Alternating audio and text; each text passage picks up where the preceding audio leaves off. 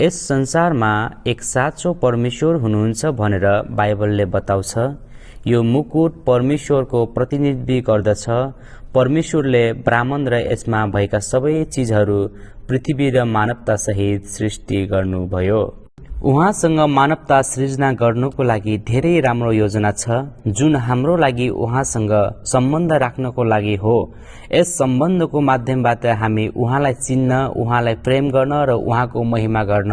तर सुरुदेखि नै मानिसहरूले आफ्नो तरिकाले काम गरेर परमेश्वरलाई इन्कार गरेका छन्।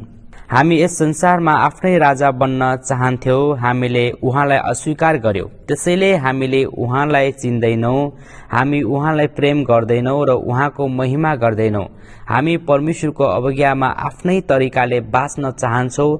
बाइबलले परमेश्वर प्रतिको विद्रोह अदानलाई पाप भनी उल्लेख गरेको छ। बाइबलले बताउँछ कि पापले हामीलाई परमेश्वरबाट अलग गर्छ, जसले आत्मिकी मृत्युमा पुर्याउँछ, जसको अर्थ उहाँसँग हाम्रो सम्बन्ध छैन।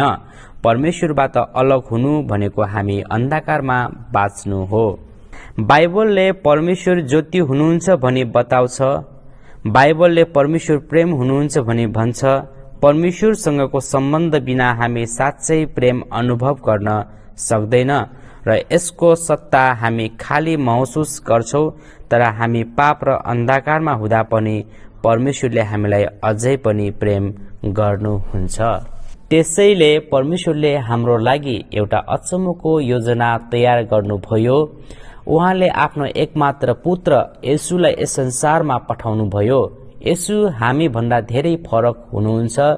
उहाँले परमेश्वरलाई पूर्ण रूपमा चिन्न सक्नुहुन्छ, परमेश्वरलाई प्रेम गर्नुहुन्छ र परमेश्वरको महिमा गर्छ। उहाँले कहिले आफ्नो बाटो रोज्नु भएन, त्यसैले येशू पाप रहित हुनुहुन्छ। उहाँ सिद्ध हुनुहुन्छ। उहाँलाई परमेश्वरको प्रेमको महानता थाहा छ, त्यसैले उहाँले परमेश्वरलाई मात्र प्रेम गर्नुहुन्छ।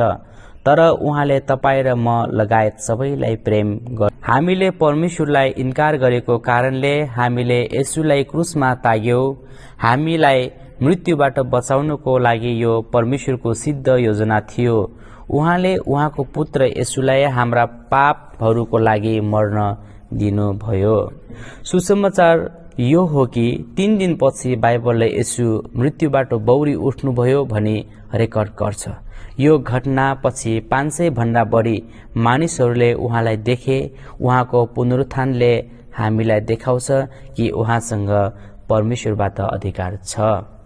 यस अख्तियारद्वारा उहाँले हाम्रा पापहरू क्षमा गर्न सक्नुहुन्छ, परमेश्वरसँगको हाम्रो सम्बन्ध पुनर्स्थापित गर्न सक्नुहुन्छ र हामीलाई अनन्त जीवन दिन सक्नुहुन्छ। अनन्त जीवनको मतलब यो होइन कि हामी शारीरिक रूपमा कहिल्यै मर्ने छैनौं, तर शारीरिक मृत्युको अनुभव गरे पनि हामीसँग अनन्त जीवन र परमेश्वरसँगको सम्बन्ध छ। जीवनमा 2वटा मात्र बाटो छनौट गर्न सकिन्छ भनेर बाइबलले पनि बताउँछ। पहिलो भनेको हाम्रो आफ्नै मार्गमा जानु हो, जसले पाप, मृत्यु, शून्यतामा र अन्धकारमा पुर्याउँछ। परमेश्वरले हामीलाई अर्को बाटो लिन निम्तो दिनुहुन्छ, जुन उहाँले हाम्रो लागि तयार गर्नुभएको छ। हामीले त्यो कसरी गर्ने? केवल पश्चाताप गरेर, येशूमा भरोसा गरेर, उहाँलाई हाम्रो मुक्तिदाताको रूपमा स्वीकार गरेर र परमेश्वरको मार्ग अनुसरण गरेर। यदि तपाईँ उहाँमा विश्वास गर्न र उहाँमा आज प्रभु भन्न इच्छुक हुनुहुन्छ भने तपाईले यसरी परमेश्वरसँग प्रार्थना गर्न सक्नुहुन्छ। प्रभु, म विश्वास गर्छु कि तपाईँ यस संसारमा एक मात्र साँचो परमेश्वर हुनुहुन्छ। म स्वीकार गर्दछु कि मैले तपाईको विरोधमा पाप गरेको छु र गल्ती गरेको छु। म माफी चाहन्छु र म पश्चाताप गर्न चाहन्छु र येशूलाई मेरो मुक्तिदाताको रूपमा ग्रहण गर्न चाहन्छु। येशू, म विश्वास गर्छु कि तपाईँ मेरो लागि क्रुसमा मर्नुभयो र म विश्वास गर्दछु कि तपाईँ 3 दिनपछि फेरि जीवित हुनुहुन्छ र अहिले जीवित हुनुहुन्छ। येशू, म विश्वास गर्छु कि तपाईले मलाई अनन्त जीवन दिन सक्नुहुन्छ। म तपाईको क्षमा माग्छु र मेरो मुक्तिदाता र प्रभुको रूपमा मेरो जीवनमा तपाईको सही स्थान लिन तपाईलाई आमन्त्रित गर्दछु।